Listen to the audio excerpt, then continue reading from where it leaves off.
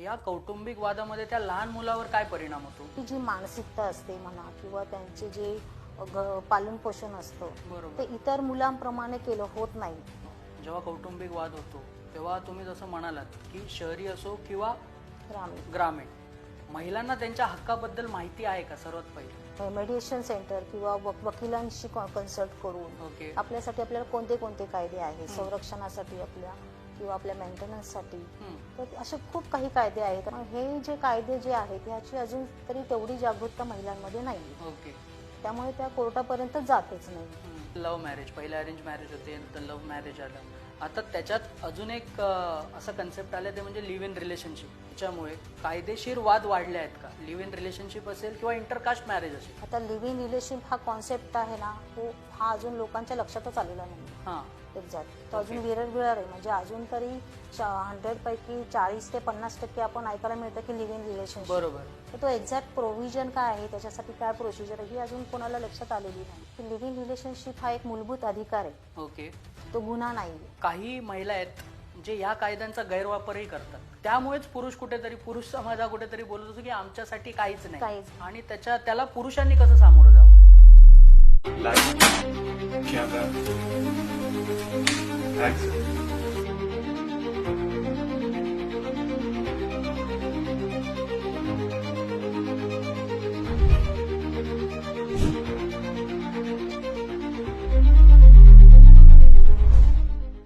नमस्कार मंडळी, स्वागत आहे तुमच्या आवडत्या पॉडकास्टमध्ये ज्याचं नाव आहे बीके टॉक्स. प्रश्न जनसामान्यांचे, उत्तर भांडूप कांजूरकरांचे. नवरात्र निमित्त आपण एक शृंखला सुरू केली आहे ज्याचं नाव आहे उत्सव नवरंगांचा, सन्मान महादुर्गांचा. तर त्याचाच आपण एक दुसरा भाग घेऊन येत आहोत, ज्यामध्ये आपल्या पाहुण्या आहेत ॲडव्होकेट मेघना मुनगेकर, ज्यांनी 2004 साली LLB संपूर्ण केलं व त्याच्यानंतर 20 वर्ष ते बँड्रा फॅमिली कोर्टमध्ये तसंच ठाणे डिस्ट्रिक्ट कोर्टमध्ये प्रॅक्टिस करत आहेत. चला तर मग सुरुवात करूया आजच्या खास गप्पांना. तर ॲडव्होकेट मेघना मुनगेकर, तुमचं हार्दिक स्वागत आहे बीके टॉक्स. थँक्यू, धन्यवाद. सर्वात आधी वकिली क्षेत्र, म्हणजे वकिली क्षेत्रात जाण्याची प्रेरणा तुम्हाला कुठून मिळाली? वकिली क्षेत्रात तसं प्रेरणा म्हणजे तसं बेसिकली मला कोणाचं ॲडव्होकेट आहे म्हणून मला वकील असं कसं प्रेरणा नव्हती. ओके. पण जेव्हा मी स्कूल डेजमध्ये किंवा कॉलेज डेजमध्ये होते तेव्हा मला सोशल ॲक्टिव्हिटी किंवा सोशल सामाजिक ज्या गोष्टी आहेत त्याच्यामध्ये खूप असा इंटरेस्ट होता. ओके. आणि बेसिकली माझी आई आहे ती शिक्षिका होती आणि तिच्याकडे बऱ्याच महिला अशा यायच्या, पॅरेंट्स यायचे की आमच्या अशा अशा समस्या आहेत, आमचे प्रॉब्लेम आहेत मॅडम. त्याच्यावर मग मम्मीकडे नेहमी काहीतरी सॉल्युशन असायचं. ती खूप हुशार आणि इंटेलिजंट होती. तर तिचं ते कम्युनिकेशन मला ते खूप आवडायचं की आपण पण अशाच पद्धतीने स्त्रियांचे प्रॉब्लेम आपण सॉल्व्ह करू शकतो. मग त्यासाठी माझ्याकडे काहीतरी चांगलं हत्यार पाहिजे, बरोबर. जे आपण स्त्रियांना त्यांच्या अडचणीतून बाहेर काढू शकतो. बरोबर. तर मग मी या क्षेत्रामधून कायद्याचा अभ्यास केला आणि मग मला ते एक चांगलं, माझ्या हातात जेव्हा कायदा आला तेव्हा मला असं वाटलं की हा, आता मी ठामपणे स्त्रियांसाठी उभं राहू शकते आणि त्यांना या प्रॉब्लेम मधून काढू शकते. राईट. तर यासाठी मग मी या क्षेत्रामध्ये आले. तर कौटुंबिक वाद आणि घटस्फोट हे या विषयांवर तुम्ही काम करता, तर मला असं वाटतं, आता तुम्ही जसं म्हणालात की तुमची आईंकडे तुमच्या भरपूर समस्या घेऊन, तर त्याच प्रेरणास्थान होत्या का या सगळ्यांचा? नाही, अजूनही मला जेव्हा मी LLB क्षेत्रात उतरले तेव्हा जेव्हा आमच्या आजूबाजूचा जो परिसर होता त्यांना जेव्हा समजलं स्त्रियांना की मी LLB करते, तेव्हा सुद्धा त्या माझ्याकडे यायला त्यांनी सुरुवात केली आणि त्यांचे प्रॉब्लेम सांगायला सुरुवात केली. तर मला असं वाटलं की ह्यांचे प्रॉब्लेम ऐकून माझ्यामध्ये ना ती आपोआप ती क्वालिटी डेव्हलप झाली की ह्या प्रॉब्लेम मधून कशा पद्धतीने बाहेर काढायचं आहे. त्यामुळे मला त्या क्षेत्रामध्ये जास्त इंटरेस्ट आला की मला असं वाटलं हा, मी कौटुंबिक हिंसाचार की स्त्रियांवर होणारे अत्याचार ह्याच्यावर चांगल्या पद्धतीने मी काम करू शकते. मग ऑटोमॅटिकली मला त्या क्षेत्रात मी वळत गेले. त्यामुळे माझ्याकडे केसेस सुद्धा तशा येत गेल्या. ओके. तर सुरुवातीला तुम्हाला या क्षेत्रात काय अडथळे आले? कारण का तुम्ही 2004 साली मला वाटतं LLB कम्प्लीट केला, तर तो एक ट्रान्झिशनचा काळ होता. म्हणजे जस्ट प्रायव्हेटायझेशन आलेलं, त्यामुळे महिलाही नोकरीला आता सध्या जात होत्या आणि त्यावेळी एक ट्रान्झिशन होत होतं समाजातच, पूर्ण आपल्या ट्रान्झिशन होत होतं. तर त्यावेळी तुम्हाला काय अडथळे आले का? एक स्त्री म्हणून एक वकील क्षेत्रात जाणं हे खूप चॅलेंजिंग होतं माझ्यासाठी. कारण तेव्हा लोकांची मानसिकता अशी होती की लेडीज ऍडव्होकेट आहे, हे घर संसार ह्या सगळ्या गोष्टी करून ही वकिली क्षेत्रात आली तर आपल्या कामासाठी किती वेळ देऊ शकते, बरोबर. किंवा असे बरेच डाऊट अजून लोकांमध्ये आहेत. पण सुरुवातीला मला थोडं स्ट्रगल होतं. आणि ह्या क्षेत्रात स्त्री असू देत पुरुष असू देत त्यांना स्ट्रगल असतं. साधारण 5 ते 10 वर्ष तरी त्यांच्या स्ट्रगल मध्ये चालतात. बरोबर. पण नशिबाने मी जेव्हा 2004 मध्ये सनद घेतली तेव्हा मला एक चांगले गुरु म्हणून आपल्या ठाणे जिल्हा सत्र न्यायालयामध्ये ऍडव्होकेट शैलेश शहा म्हणून आहेत, ओके. त्यांचं चेंबर मी जॉईन केलं. अच्छा. आणि ज्या क्षणी मी त्यांचं चेंबर जॉईन केलं तेव्हा त्यांनी सुरुवातीलाच, म्हणजे नॉर्मली असं ज्युनियर्स लोकांना ऍडव्होकेट अप्रोच करत नाहीत मॅटर्स हँडल करा वगैरे, पण त्यांनी डायरेक्टली माझ्याकडे फाईल सोपवल्या आणि आता मेघना तू प्रॅक्टिस चालू कर तुझी, ओके. तुझ्यामध्ये ती क्वालिटी आहे, तू बिनधास्तपणे बोलू शकते कोर्टामध्ये. ओके. तर मग मी माझी प्रॅक्टिस तेव्हा पहिल्या वर्षापासूनच मी सुरुवात केली. त्यामुळे 5 वर्ष माझे थोडे स्ट्रगलिंग होते, कारण मला क्लायंट लोकांचा विश्वास मला हे करायचा होता. पण ते झालं. कालांतराने मी माझं मेहनत, माझी चिकाटी आणि जिद्दीने मी बरोबर. त्या क्षेत्रामध्ये सेटल झाले. अच्छा. तर आजच्या काळात तुम्ही आता जसं फॅमिली मॅटर मध्ये काम करतात, कौटुंबिक वाद वाढलेत, तर त्याचं कारण काय नक्की? सर्वाधिक कौटुंबिक वाद वाढल्याचे कारण नेमके काय आहेत? कारण कौटुंबिक वाद वाढण्याच्या टप्प्याटप्प्याने रिझन हे बदलत गेले. सुरुवातीला अगोदर जेव्हा मी प्रॅक्टिस करत होती तेव्हा कारण आणि एवढ्या केसेस पण त्यावेळेस डिवोर्सच्या नव्हत्या जेवढ्या आता वाढल्या आहेत. सुरुवातीला कारण ही हिंसाचार, काय मेजर गोष्टी असायच्या ज्या क्राईम मध्ये मोडतात. ओके. म्हणजे स्त्रियांना मारहाण करणं किंवा हुंडा, त्यावेळी हुंड्या पद्धत खूप जास्त प्रमाणात ऍक्टिव्ह होती. हुंड्यासाठी स्त्रियांचे मारहाण आहे ते भरपूर ह्या गोष्टी असायच्या. आणि मग कालांतराने आता जेव्हा केसेस आमच्याकडे येतात ते एकदम क्षुल्लक कारणं असतात. अच्छा. म्हणजे सोशल मीडियाचा वापर, ओके.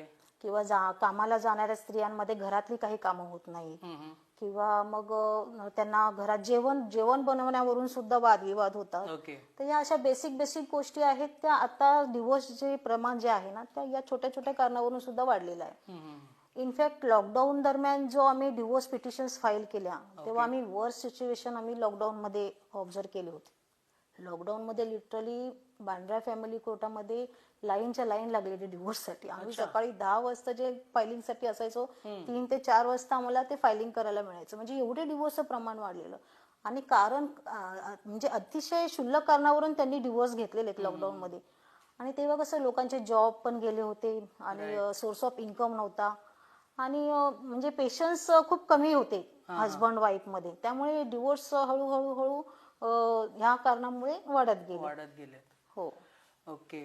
जसं तुम्ही म्हणालात की कोरोनाच्या वेळी डिवोर्सचे केसेस वाढले, तर जसं आता कोरोनामुळे कसं जास्तीत जास्त सगळे घरी राहत होते, तर जास्त वेळा एकमेकांचा चेहरा बघितल्यामुळे पण वाढले असतील का? तसं नाही. कसं झालं की तेव्हा जॉबलेस पण होते आणि घरात राहण्यामुळे जास्त संवाद वाढले त्यांच्यामध्ये.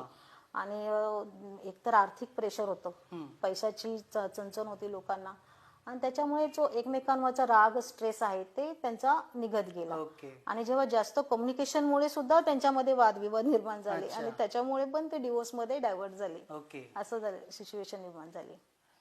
तर तुम्ही आता जसं म्हणालात कोरोनामध्ये फाईल भरपूर झालेले डिवोर्स केसेस आणि आताही डिवोर्स केसेस होत असतीलच, तर घटस्फोटाच्या प्रकरणात तुम्हाला काय वाटतं की सर्वाधिक गैरसमज कशामुळे होतात? ॲज अ ॲडव्होकेट म्हणून आम्ही कुटुंब एकत्र राहावं आणि त्यांच्यामध्ये चांगलं पॅचअप व्हावं हाच प्रयत्न करतो. पण जेव्हा सासू सासऱ्यांकडून, दिरांकडून आणि नंदांकडून जेव्हा सुनेला मारहाण होते, बरोबर, किंवा तिला मानसिक आणि शारीरिक त्रास दिला जातो, तर मग अशा वेळेस स्त्रिया ह्या कोर्टाकडे जायला जास्त कमी प्रमाणात ते कोर्टाकडे जातात. त्यांचा असा गैरसमज होतो की आपण कोर्टाकडे गेलं की सोसायटीमध्ये आपली बदनामी होईल, किंवा आपण कोर्टाच्या केसेसमध्ये अडकून जाऊ, किंवा भरपूर पैसा आपला जाईल आणि आपल्याला आपल्या हाती काहीच लागणार नाही, असा गैरसमज मेनली स्त्रियांमध्ये असतो.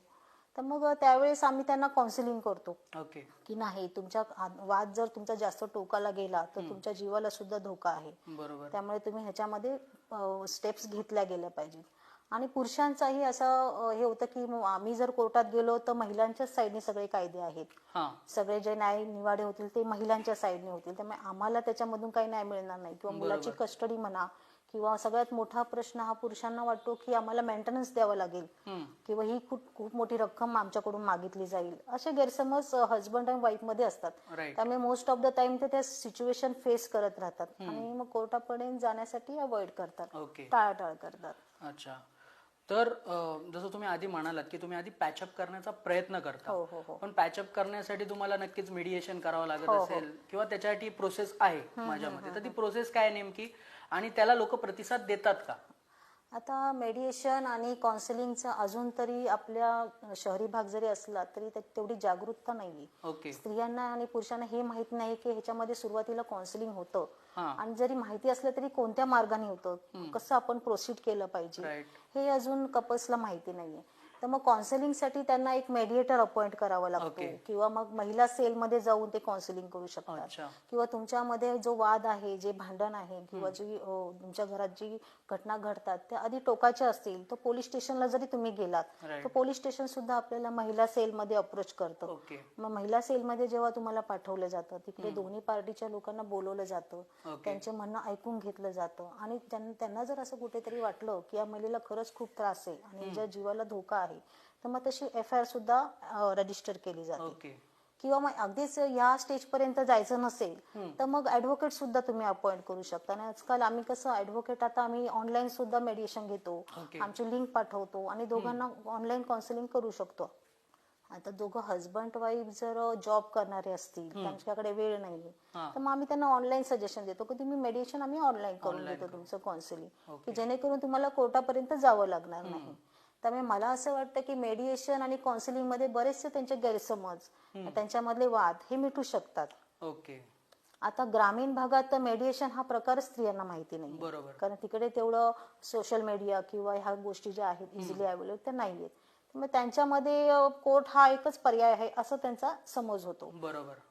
मेडिएशन आणि काउन्सिलिंग हे सगळ्यात चांगला पर्याय आहे, ओके. जेणेकरून तुम्ही कौटुंबिक वाद आणि घटस्फोट ही प्रकरणं तुम्ही तिथे सॉल्व्ह करू शकता. ओके. तर काउन्सिलिंग करायला म्हणजे ऍडव्होकेटच असतात की अजून म्हणजे काउन्सिलर म्हणून कोणाला अपॉइंट करू शकतो आपण?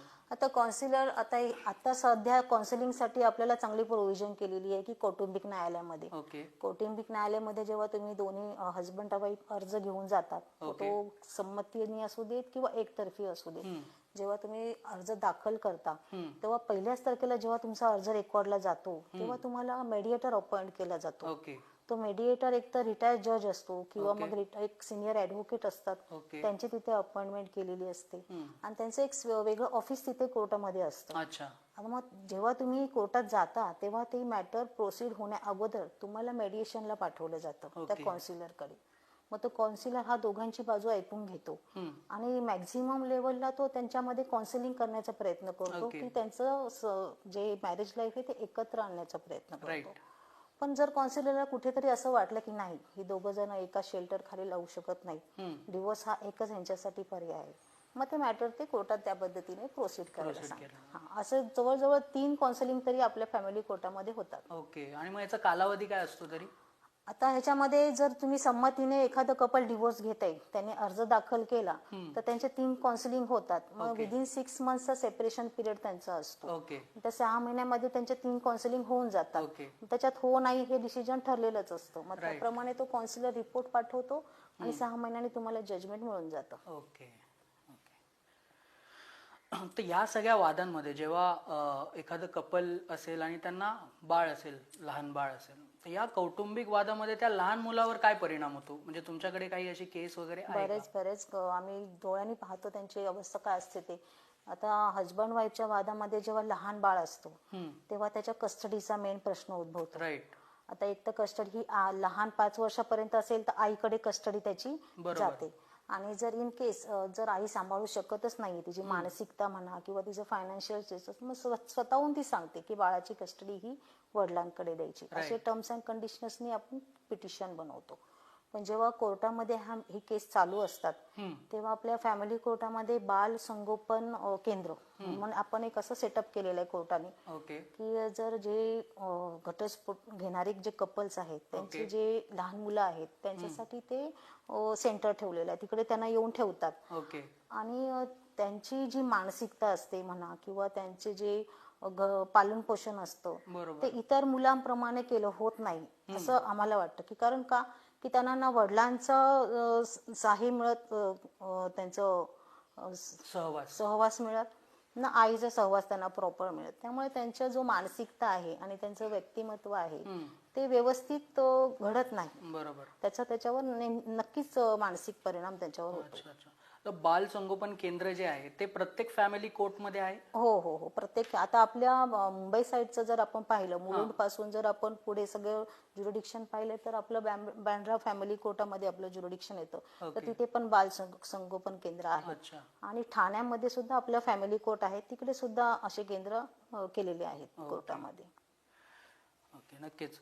आता या सर्व जेव्हा कौटुंबिक वाद होतो तेव्हा तुम्ही जसं म्हणालात की शहरी असो किंवा ग्रामीण, महिलांना त्यांच्या हक्काबद्दल माहिती आहे का? सर्वात पहिलं महिलांना सध्या तरी अजून तेवढी जागरूकता नाहीये की त्यांना कोणते कोणते अधिकार त्यांच्यासाठी आहेत, कोणते कायदे त्यांच्यासाठी आहेत किंवा कोणत्या कायद्या अंतर्गत ते पुढे कारवाई करू शकतात. त्यामुळे त्या बाबतीत अजून समग्र आहेत. पण अशा वेळेस महिलांना जागरूकता करण्यासाठी त्यांनी तसे मेडिएशन सेंटर किंवा वकिलांशी कन्सल्ट करून आपल्यासाठी आपल्याला कोणते कोणते कायदे आहेत संरक्षणासाठी आपल्या किंवा आपल्या मेंटेनन्ससाठी, तर असे खूप काही कायदे आहेत. आता डोमेस्टिक व्हायलन्स ऍक्ट 2005 मध्ये आलेला आहे. डोमेस्टिक व्हायलन्स ऍक्ट मध्ये सगळ्याच गोष्टी तुम्हाला स्त्रियांना त्याच्यामध्ये कव्हर होतात. त्याच्यामध्ये तुम्हाला प्रोटेक्शन मिळतं, त्याच्यामध्ये मेंटेनन्स मिळतो, मुलांची कस्टडी येते आणि मालमत्ता वाटपाचं पण त्याच्यामध्ये म्हणजे ऑन इन ऑल सगळ्या गोष्टी ज्या वेगवेगळ्या अगोदर कराव्या लागायच्या आता एकाच त्या ऍक्ट नुसार protection of womens and childrens act त्याच्यामध्ये तुम्हाला कव्हर करता येतात. मग हे जे कायदे जे आहेत ह्याची अजून तरी तेवढी जागरूकता महिलांमध्ये नाहीये. त्यामुळे त्या कोर्टापर्यंत जातच नाही असं. तर त्या जागृतीबद्दल म्हणजे त्याच्याबद्दल जी जनजागृती व्हावी यासाठी काही उपक्रम राबवले जातात का सरकारकडून किंवा मग बार काउन्सिल कडून किंवा कोणाकडूनही? हो, असे काही उपक्रम राबवले जातात. म्हणजे त्याच्यामध्ये महिलांना आपण एकत्र आणतो, त्यांना काउन्सिलिंग करतो आणि असं सर्वे पण करतो की बाबा कोणत्या ठिकाणी महिला, आणि काही ठिकाणी महिला आयोग पण ऑफिस आपण टाकलेले आहेत, महिला सेल पण आपण हे केलेले आहेत. जिथे महिलांना जर काही प्रॉब्लेम असेल तर त्यांनी त्यांचे नंबर सुद्धा त्यांनी प्रोव्हाइड केलेले आहेत की तुम्ही आम्हाला कॉल करा, आम्ही तुमच्याकडे येतो आणि तुमचा जो काही प्रॉब्लेम आहे तो एकत्र बसून आपण मिटूया. असे बरेच प्रोव्हिजन आहेत, पण काही स्तरावर ते महिलांना माहिती नाहीये. ओके, नक्कीच. आणि आता जसं तुम्ही म्हणालात की महिलांना कायदेशीर हक्क जास्त माहिती नसतात, पण आपल्या भारतात भरपूर असे कायदे आहेत जे स्त्री पुरुष समानतेसाठी केलेले आहेत. म्हणजे स्त्रीला सामाजिक कुठेतरी न्याय मिळावा यासाठी जास्त करून आपण ते कायदे आपण पारित केलेले आहेत. तर ते कितपत न्याय्य आहेत तुमच्या मते? ते न्याय्य आहेत, व्यवस्थित आहेत? नक्कीच आहेत. आपल्या भारतीय न्यायप्रणालीमध्ये जे काही कायद्यांची अंमलबजावणी झालेली आहे ती स्त्री आणि पुरुष दोघांचा विचार करून ती केलेली आहे. बरोबर. त्यामुळे फक्त स्त्रियांना न्याय मिळेल आणि पुरुषांना मिळणार नाही हा गैरसमज आहे. तुम्ही जर कोर्टापुढे प्रॉपरपणे तुम्ही तुमचं सबमिशन केलं, तुमची जी काही व्यथा आहे ती व्यवस्थित मांडली आणि प्रामाणिकपणे जर कोर्टापुढे तुम्ही सगळ्या गोष्टी तुमच्या सबमिशन केल्या तर नक्कीच तुमच्या साईडने तो निकाल पॉझिटिव्हली येणार. त्यामुळे स्त्री आणि पुरुष असा भेदभाव आपल्या कायद्यामध्ये नाहीच आहे. समान पद्धतीने त्यांना न्याय मिळाला जातो. अच्छा. तर महिलांना घटस्फोटचे जे प्रकरण असतात त्यामध्ये सर्वात जास्त कोणती प्रश्न भेडसावतात त्यांना? म्हणजे जेव्हा तुम्ही जसं म्हणालात की घटस्फोट ग्रामीण भागात तर त्यांच्याकडे तोच विषय असतो घटस्फोट, त्यांना मध्ये हे जे मीडिएशन वगैरे ते तर माहितीच नाही, पण ह्याच्याहून जास्त काही प्रश्न असतील जे त्यांना भेडसावत असतील, ते कुठले आहेत? घटस्फोट घेण्यानंतर त्यांना सगळ्यात मोठा प्रश्न उद्भवतो तो आर्थिक. आता त्यांना जी पोटगी अलाउड केली जाते महिन्याची, त्याच्यामध्ये त्यांना त्यांच्या मुलांचा खर्च, त्यांच्या रेसिडेन्सचा खर्च, त्यांचा दवाखान्याचा खर्च, जो काही किरकोळ खर्च आहे तो सगळा त्याच्यामध्ये बसवायचा असतो. सगळ्यात मोठा पहिला प्रश्न असतो तो आर्थिक अडचण. दुसरा असतो रेसिडेन्स. आता आपल्या पतीपासून जेव्हा त्या घटस्फोट घेतात तेव्हा माहेरची लोक त्यांना एक्सेप्ट करतील किंवा केलं तरी कितपट करतील. बरोबर. त्यामुळे इंडिपेंडेंटली तिला रेसिडेन्सचा पण सायमल्टेनियसली विचार करावा लागतो राईट. की आपल्या मुलाला घेऊन आपल्याला वेगळं राहायचंय आणि त्याच्या मेंटेनन्स जो आपल्याला येतोय त्यामध्ये आपल्याला सगळ्या गोष्टी भागवायच्या आहेत. त्यामुळे हा सगळ्यात महत्वाचा प्रश्न महिलांसाठी समोर असतो घटस्फोटानंतर. अच्छा. तर यामध्ये मला असं विचारायचं होतं की जसं आर्थिक बाजू जर तिला विचार करायचा झाला तर तिची स्वतःची पण फॅमिली असते. तर तिची जी स्वतःची फॅमिली असते, जिचे तिचे आई वडील असतील, ते किती यात त्यांना सपोर्ट करतात?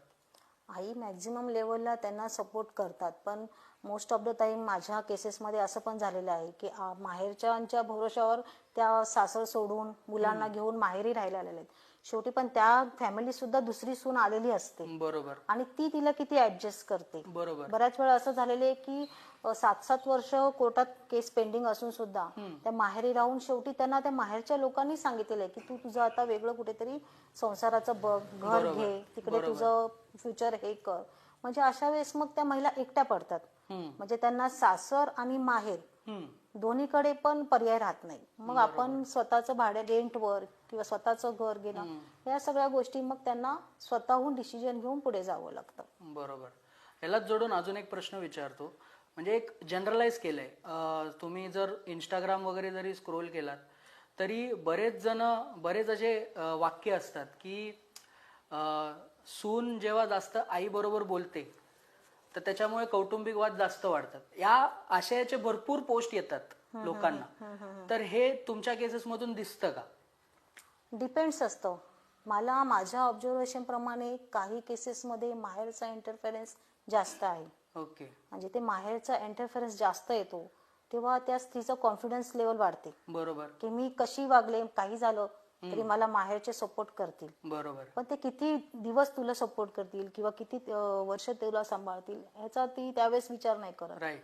आणि काही केसेसमध्ये असं आहे की माहेरचेच सांगतात की नाही, तुझं लग्न झालेलं आहे, तुला तिकडे राहायचंय आणि तू तुझं ऍडजस्ट करून राहा. बरोबर. असं पण काय, मग त्यावेळेस स्त्रिया स्वतःचा स्टँड घेतात. ओके. हा, एक तर डिवोर्स घ्यायचा आहे तर मला अशा पद्धतीने बाहेर पडायचंय बरोबर. आणि मी स्वतःचं लाईफ असं सेटल करणार. म्हणजे त्या मग अशा पद्धतीने पण स्त्रिया हे करतात. राईट. मग असे दोन्ही प्रकार मला पाहायला मिळतात की माहेरचा सपोर्ट असणारे पण आणि माहेरचा सपोर्ट नसणारे पण. अच्छा. ओके. आता त्याच्यामध्ये कौटुंबिक प्रकरणांमध्ये महिलांनी कोणत्या मूलभूत कायद्यांची माहिती ठेवायला हवी? आता आपल्या भारतामध्ये असे बरेच कायदे अंमलात आणले गेलेले आहेत जे स्त्रियांसाठी संरक्षणासाठी, प्रोटेक्शनसाठी आहेत. तर बेसिकली स्त्रियांना डोमेस्टिक व्हायलन्स ऍक्ट जो आहे तो सगळ्यात खूपच उपयोगी आणि महत्वाचा आहे. त्याच्यामध्ये तुम्हाला संरक्षण, तुम्हाला रेसिडेन्स, तुम्हाला पोटगी, मालमत्तेचं विवरण किंवा मुलांचं कस्टडीचं, असे सगळेच तुम्हाला त्या एका ऍक्ट मध्ये, त्या एका कायद्यामध्ये तुम्हाला समाविष्ट केलेले आहेत. त्यामुळे त्या डोमेस्टिक व्हायलन्स ऍक्ट काय आहे हे स्त्रियांनी समजून घेणं महत्वाचं आहे. आणि तुम्हाला घटस्फोट घ्यायचा असेल तर तो कोणत्या पद्धतीने, कोणत्या मार्गाने तुम्ही घ्यायचा. मग हिंदू मॅरेज ऍक्ट आहे जे 1985 मध्ये आहे केलेलं, 1955 मध्ये. तर हिंदू मॅरेज ऍक्ट प्रमाणे तुम्हाला डिवोर्स कसा घेता येईल, बरोबर, संमतीने घ्यायचं असेल तर काय प्रोव्हिजन आहे, किंवा एकतर्फा घ्यायचं असेल तर काय प्रोव्हिजन आहे, ते पण समजून घेणं महत्वाचं आहे. त्यानंतर मुलांची कस्टडी आपल्याला कशी मिळवता येईल, मुलांच्या कस्टडीसाठी आपल्याला कोणत्या कोणत्या गोष्टी कोर्टापुढे सादर करायच्या आहेत, बरोबर, हे बेसिक प्रोव्हिजन स्त्रियांना माहिती असणं खूप गरजेचं आहे. बरोबर. आता त्याच्यामध्येही लव्ह मॅरेज जे करतात, आता कधी कधी जी स्त्री असते ती तिच्या कुटुंबाच्या विरोधात जाऊन करते आणि उद्या जर तिच्यावर अशी वेळ आली की तिचं नाही पटत आहे हस्बंड सोबत, सो तिने काय करावं? कारण का ती एकतर तिला, काही महिला तर अशा असतात की ते आता मी केलंय तर मलाच करायचंय, या एक त्यांचा काय म्हणतो त्याला ऍटिट्यूड असतो. बट त्यांना काही प्रोव्हिजन आहेत का, किंवा ते या मार्गातून जाऊ शकतात का?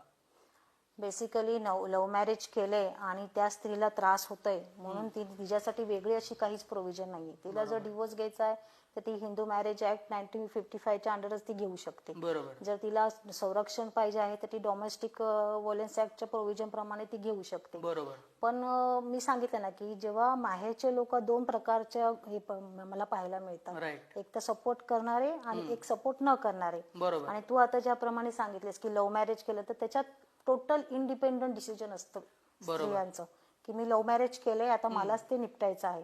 पण अशी सिच्युएशन असते, त्या नेहमी मला बोलून दाखवतात, मॅडम आता माहेरचे मला सपोर्ट करणार नाहीत, बरोबर. कारण मी लव्ह मॅरेज केलेलं आहे, माझ्या इच्छेने केलेलं आहे, आता ते मलाच निपटवायचं आहे. बरोबर. त्यामुळे त्या मग दोन्ही साईडने एकट्या पडतात.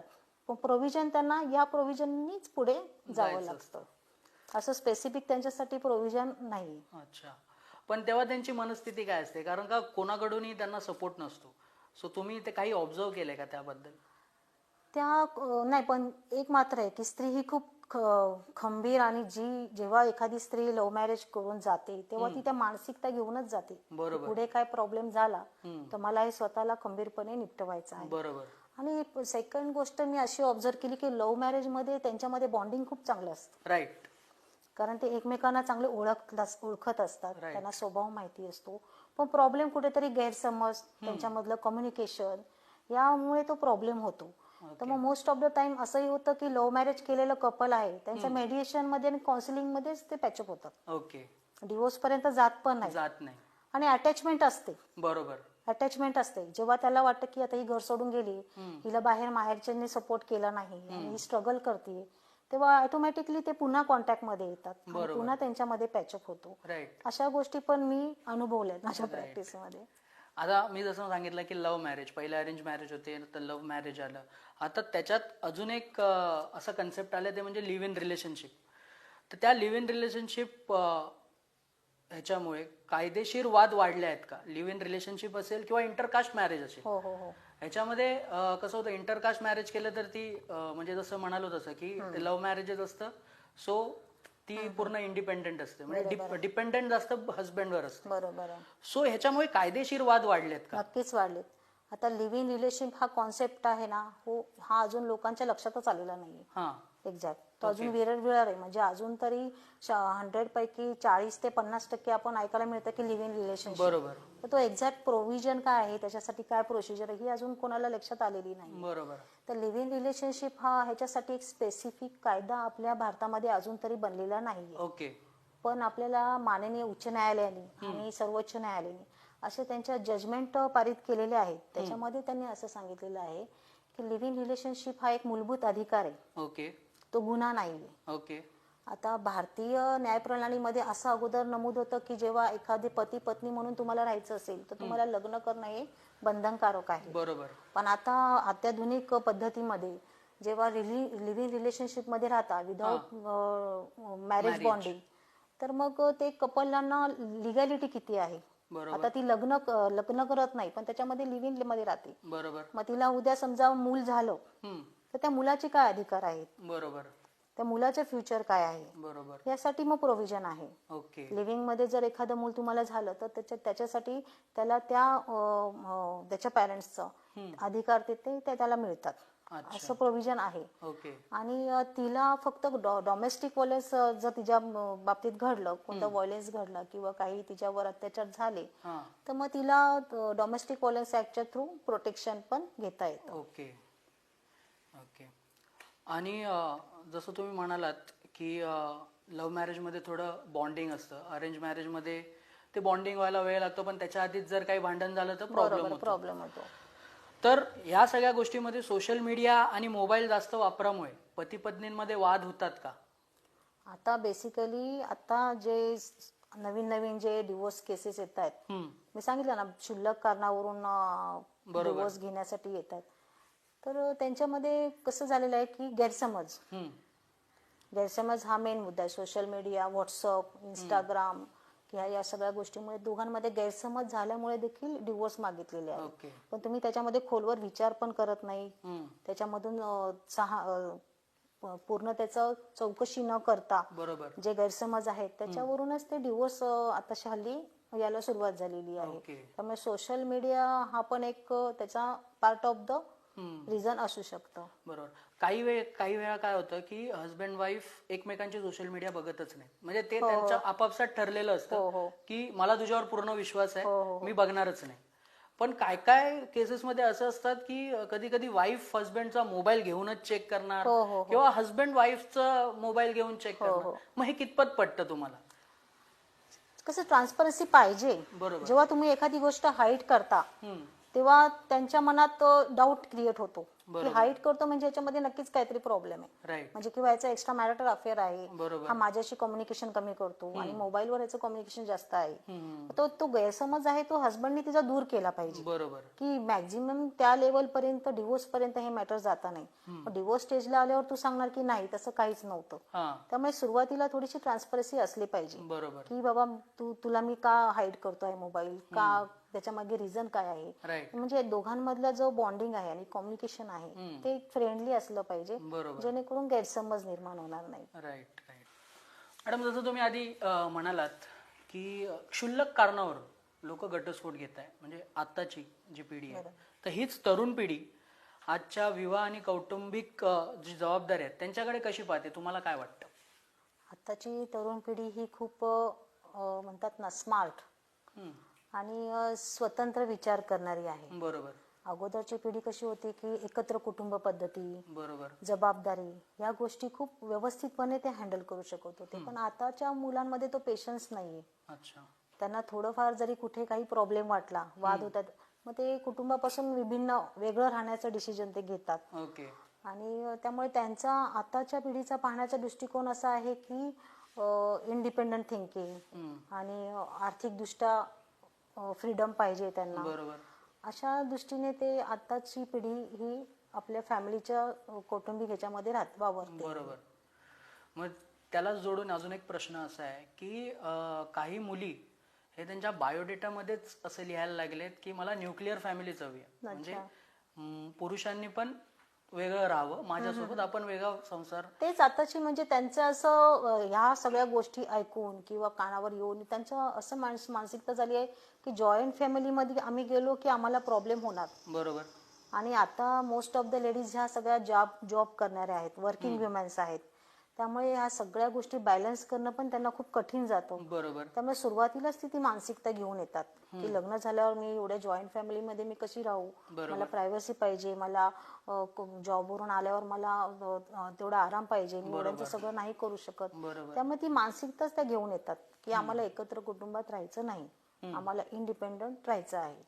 तर अशी सुद्धा विचारसरणी करणारे कपल्स आता समोर येतात आणि ते स्वतःहून डिसिजन घेतात की नाही आपण वेगळं राहायचं. बरोबर. असं स्वतंत्र विचार करणारी आणि आर्थिकदृष्ट्या पण स्वतंत्र असणारी आताची तरुण पिढी आहे. बरोबर. त्याला जोडून अजून एक प्रश्न असा आहे की काही जे सासू सासरे असतात, मुलाचे आई वडील असतात, तेही या निर्णयाला सपोर्ट करतात. त्यांचं असं म्हणणं असतं की म्हणजे जेवढं आपण वेगळं राहू तेवढे आपण संबंधही चांगले टिकवू शकू. बरोबर आहे.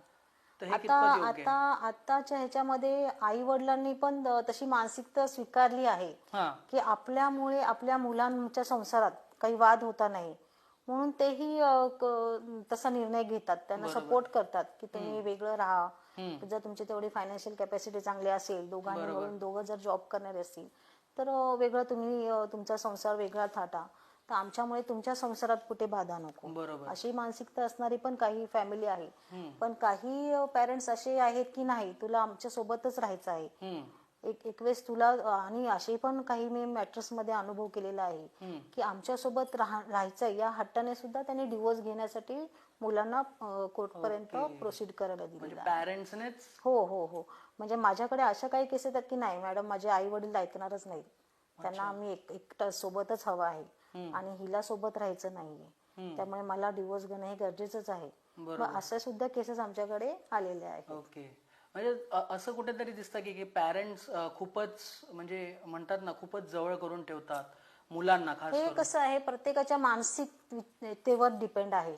काही पॅरेंट्स कशा पद्धतीने विचार करतात, काही कोणत्या पद्धतीने विचार करतात, त्यावर मग मुलांचं हे निर्भर करतं. आता मी सांगितलं ना की काही पेरेंट्स स्वतःहून सांगतात की नाही तुम्ही सेपरेट राहा, तुमचा संसार व्यवस्थित करा, तो पुढे जाऊ देत, तुमच्यामध्ये डिवोर्स होता नाही. पण काही पेरेंट्स असे मी अनुभवलेत की नाही तुला आमच्या सोबत राहायचं आहे, एक वेळेस तिला नाही राहायचं तर तिला डिवोर्स दे, आपल्याला दुसरी कोणती तरी भेटेल की जॉईंट फॅमिलीमध्ये ऍडजस्ट होईल, अशी पण मानसिकता असते पेरेंट्स. अच्छा. तर मग हे जेव्हा केसेस तुमच्याकडे येतात तेव्हा तुम्ही जसं म्हणालात की मीडिएटर अपॉइंट केला जातो या काउन्सिलिंग केली जाते, तर तुम्ही यासाठी काही प्रॅक्टिकल टिप्स देता का? असं काउन्सिलिंग मध्ये सुद्धा काउन्सिलरला असं कुठेतरी जाणवलं की ह्या दोघांचं बॉन्डिंग चांगलं आहे, दोघं एकत्र पुढे संसार नेऊ शकतायत आणि कुठेतरी ह्यांच्या आई वडिलांमुळे किंवा पॅरेंट्समुळे त्यांना हे डिसिजन घ्यावं लागतंय, बरोबर. तर कोर्ट इटसेल्फ त्यांना सांगतं की तुम्ही 6 महिने सेपरेशन मध्ये राहा, दोघ जण ओके. तुम्ही सेपरेट राहून पहा. हा कोर्ट सुद्धा त्यांना अवधी देतो की तुम्ही सेपरेट राहून संसार थाटून बघा किंवा सेपरेट राहा आणि तुमच्यामधलं बॉन्डिंग कसं आहे ते अनुभवा. बरोबर. हे सुद्धा कोर्टातून डायरेक्शन दिलं जातं. ओके. आणि आता समजा घटस्फोट एखादा कपलचं झालंच, तर त्या घटस्फोटानंतर नव्याने आयुष्य सुरू करणाऱ्या महिलांना किंवा पुरुषांना तुम्ही काय सल्ला द्याल? घटस्फोट झाला म्हणजे तुमचं लाईफ पूर्णपणे कोलॅप्स झालेला नाहीये.